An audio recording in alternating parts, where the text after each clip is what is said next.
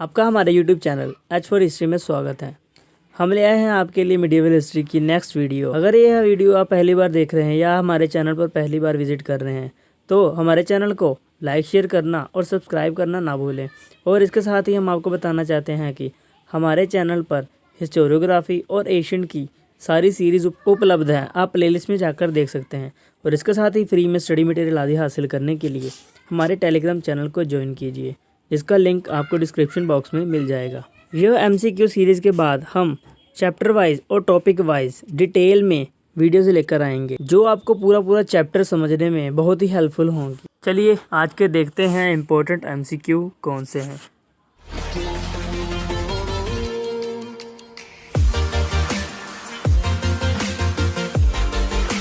Last video में हमने 155 MCQs देखे थे। आज की वीडियो में हम बात करेंगे नेक्स्ट क्वेश्चन की।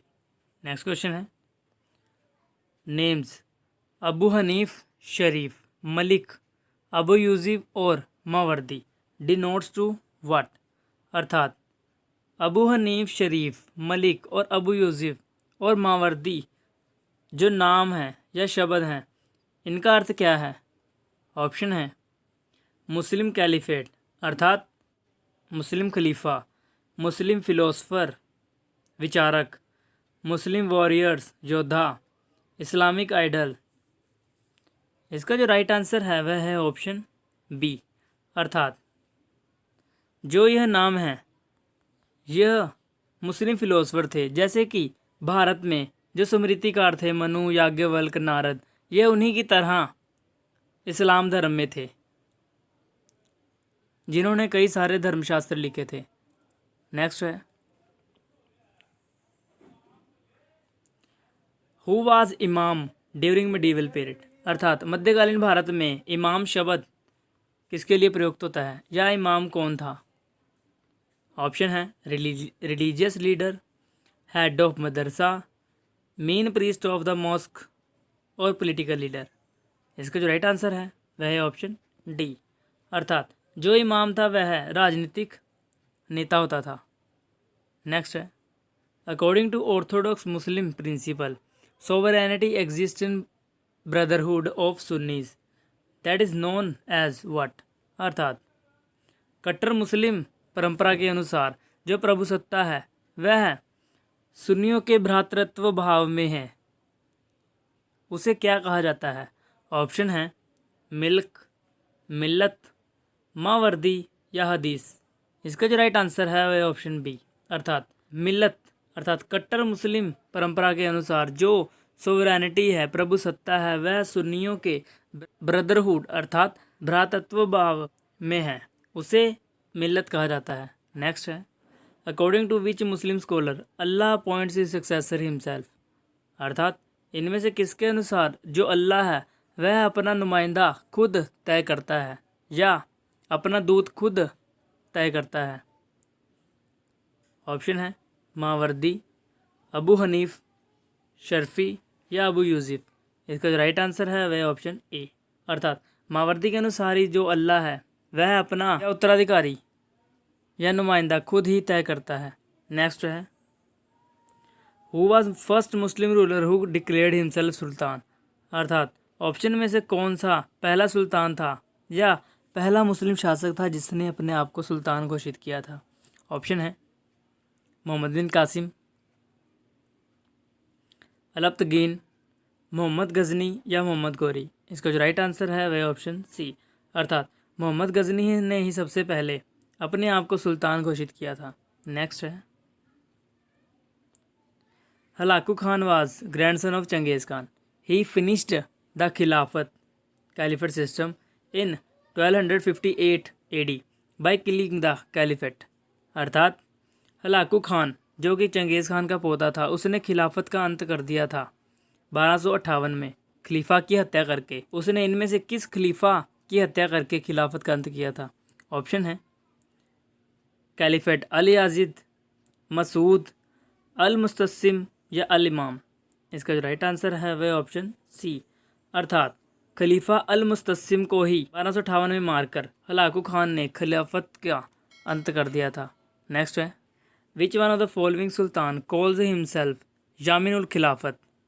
which mean right hand of caliphate, and Nasir a Amirul Mumneen, which mean supporter or helper of caliphate. But other hand he keeps diplomatic relation with Il Khan, who was successor of Hulagu Khan who destroyed the खिलाफत। अर्थात इनमें से कौन सा सुल्तान अपने आप को यामिनुल खिलाफत अर्थात खलीफा का दायां हाथ और नसीर अमीर उल मुमनीन जिसका अर्थ होता है खलीफा का सहायक आदि उपाधियों से अपने आप को संबोधित करता है, लेकिन दूसरी तरफ वह इल खान जो कि हलाकू खान का वंशज था उसके साथ राजनीतिक संबंध स्थापित करता है। ऑप्शन है कुतुबुद्दीन ऐबक, बलबन, अलाउद्दीन खिलजी या मोहम्मद बिन तुगलक।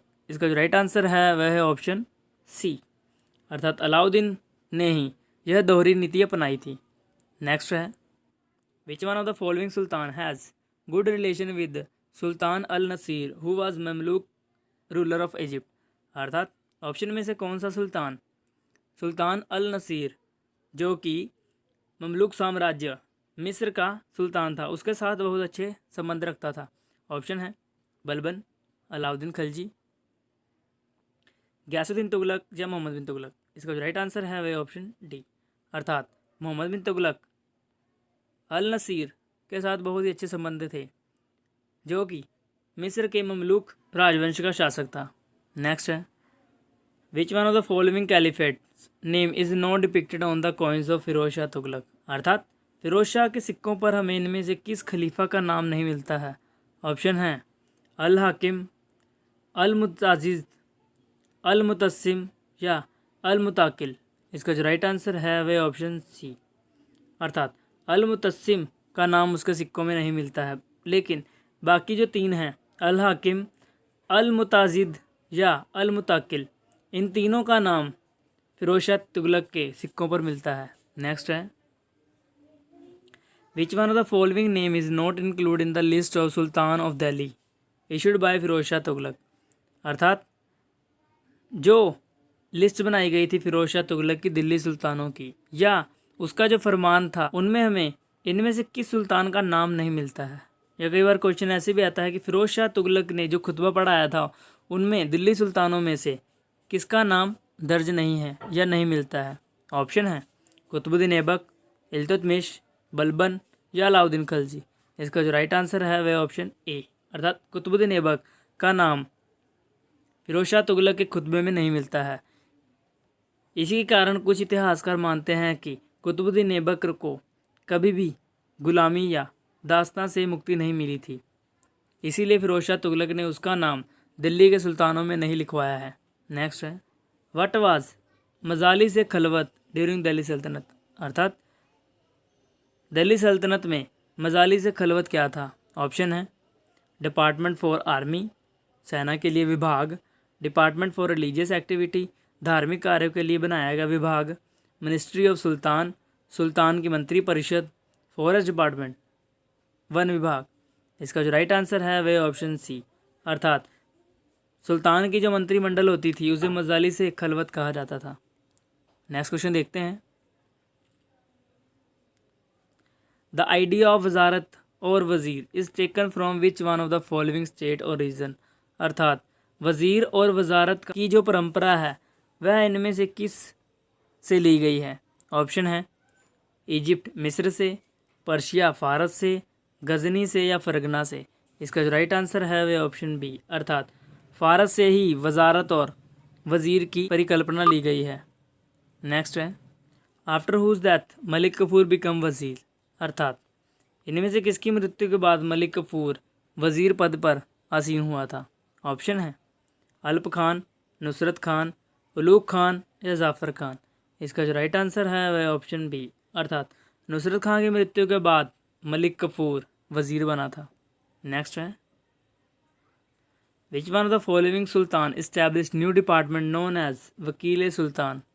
अर्थात इनमें से किस सुल्तान ने वकील सुल्तान नामक नए विभाग की स्थापना की थी, क्योंकि जब वज़ीर बहुत ही पावरफुल हो गया तो सुल्तान ने अपने समय में अराजकता फैलने से रोकने के लिए और सारी शक्ति वज़ीर के हाथों में जाने से रोकने के लिए वकील सुल्तान नए पद की स्थापना की जो कि सुल्तान का हिमायती होता था और सुल्तान को ही सपोर्ट करता था।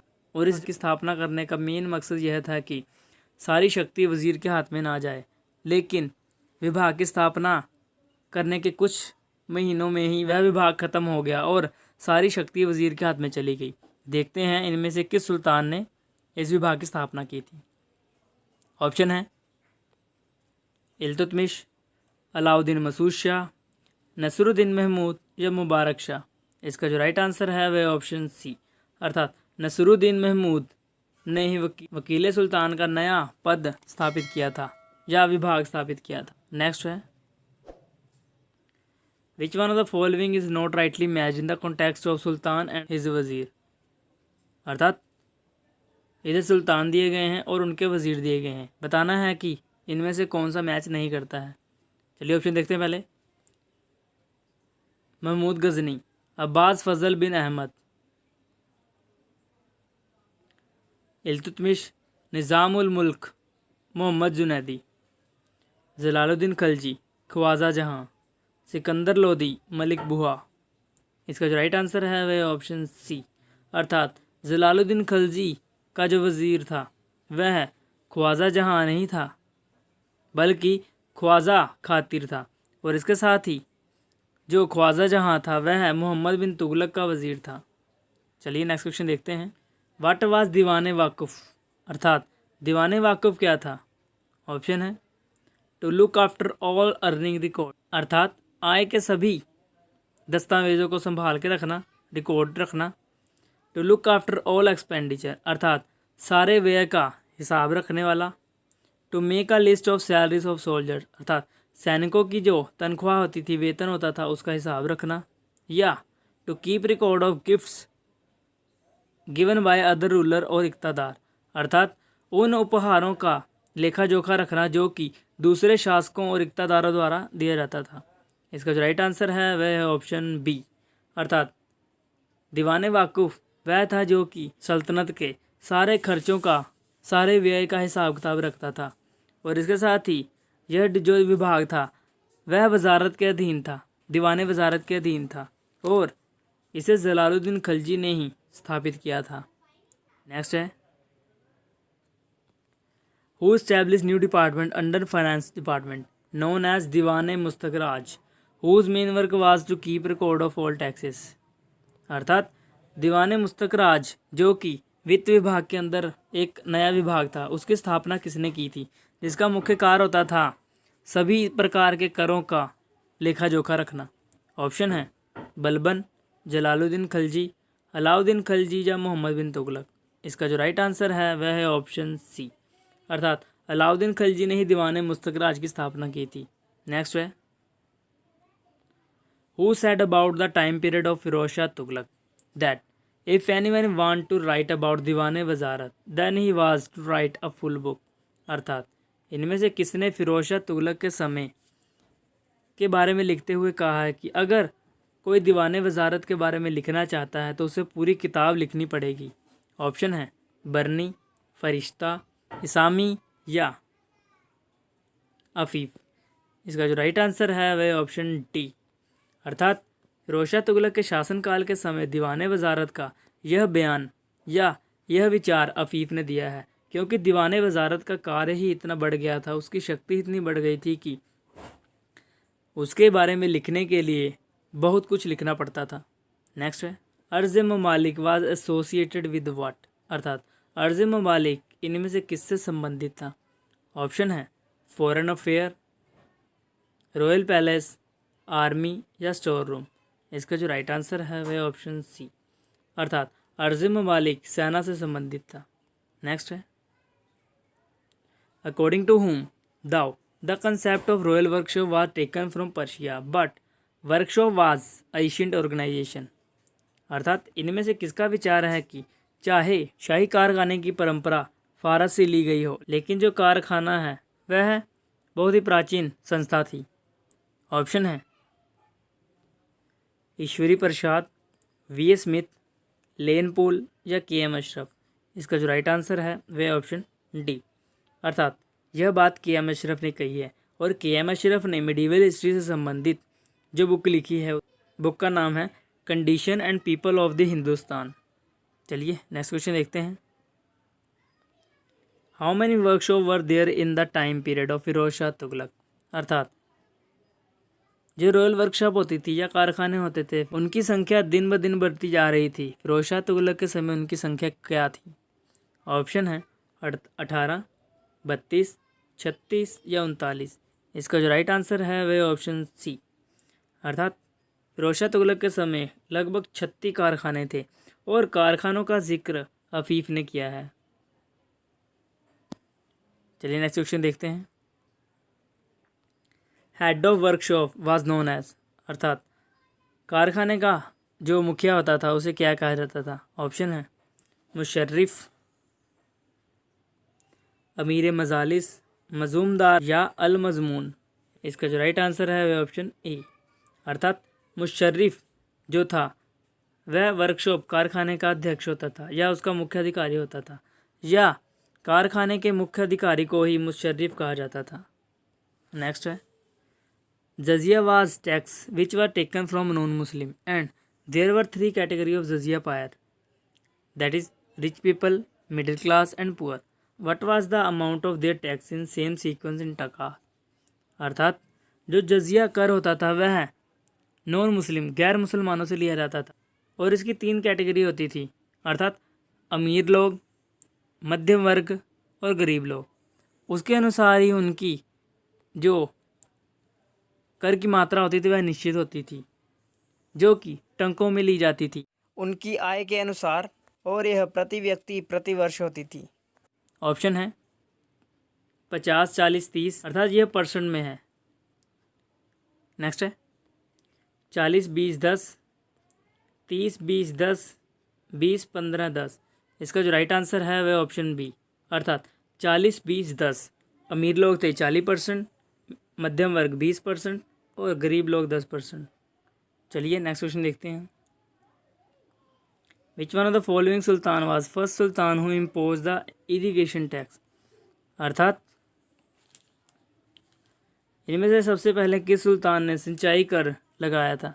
ऑप्शन है जलालुद्दीन खलजी, अलाउद्दीन खलजी, गयासुद्दीन तुगलक या फिरोज शाह तुगलक। इसका जो राइट आंसर है वह ऑप्शन डी, अर्थात फिरोज शाह तुगलक ने ही सबसे पहले सिंचाई कर लगाया था और यह उपज का 1/20 भाग होता था और यह मुख्य तौर पर उनसे लिया जाता था जो सरकार द्वारा खुदवाई गई नहरों से पानी प्रयोग करते थे। नेक्स्ट है 1 taka was equal to how many dirhams. अर्थात जो 1 टका होता था वह कितने दिरहम के बराबर होता था? ऑप्शन है 6, 8, 9 या 12। इसका जो राइट आंसर है वह ऑप्शन बी, अर्थात 1 टका जो होता था वह 8 दिरहम के बराबर होता था। आज के लिए बस इतना ही। नेक्स्ट वीडियो में हम बात करेंगे नेक्स्ट MCQs की, और इसके साथ ही हम आपको बताना चाहते हैं कि अगर आपको यह वीडियो यूज़फुल लगी हो तो लाइक शेयर करना ना भूलें, और इसके साथ ही अगर आपको अच्छी ना लगी हो तो आप डिसलाइक कर सकते हैं, और उसके साथ ही आप हमें फीडबैक ज़रूर दें ताकि हम इम्प्रूवमेंट कर सकें। और अगर आप हमें शिकायत नहीं करेंगे या हमारी कमी नहीं बताएंगे तो हम इम्प्रूव कैसे करेंगे। वीडियो देखने के लिए धन्यवाद।